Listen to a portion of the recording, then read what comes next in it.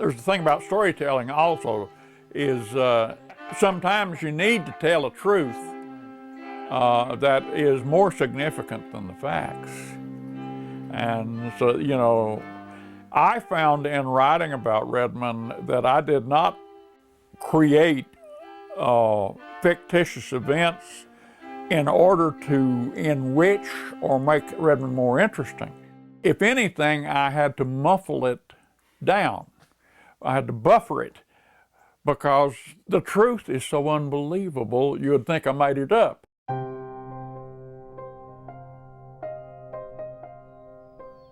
From the time Gary was about 30 years old, or younger maybe, I realized and told him that he was the best writer working in the mountain region, that there was nobody that could touch him in the mountain region. And there are some really good writers. We know them. But for his particular bent for bringing these people to life, there is nobody that can touch him. He's got the knack, undoubtedly. I wish I did. That's like one of the guys I work with said, well, Milton, have you ever thought about writing a play? I said, yeah. That's like, well, you can cook, can you farm? You know, it's the same difference. No, I've never tried to write a play. I can say lines back to you, but I can't write them. Definitely can't write them like Gary can. I don't think very few people can. Let me spell it out for you, Nance, he said. You take that young'un in the morning, and don't you bring her back here. Where do I take her? Being raised by his grandparents, you know, and his dad was murdered when he was young. I found my mom dead when I was 11 and lived with my grandparents. Me and him are real close on that.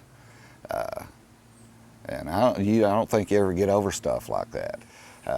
I think things like that that's where all the emotion comes from. I guess it was one of the early struggles in Czechoslovakia where you saw the guys come out in front of the tanks and throw rocks. They know they're not going to stop that tank. But the whole purpose is refuse to accept things that you find unacceptable. You know, fight back even if it's pointless. And I've always had an affinity for anybody that does that, and Nancy's that, and Lewis Redmond's that, and Burdell. Listen, you hear them rain crows back there on Goshen?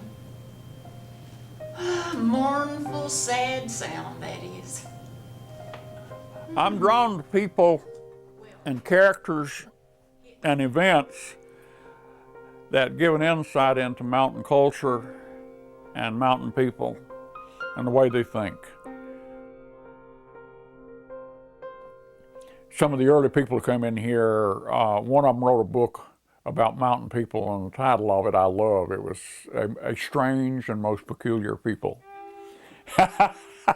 Yes, well, why are we strange and most peculiar? And I want my characters to explain that. And perhaps when they get through, it is my hope that anybody, after they hear Burdell speak, they hear my grandmother talk in Raindrop Waltz, they hear Lewis Redmond talk in Prince of Dark Corners, that is my hope that we are no longer strange and peculiar, that we're very much a part of the human race. Yeah.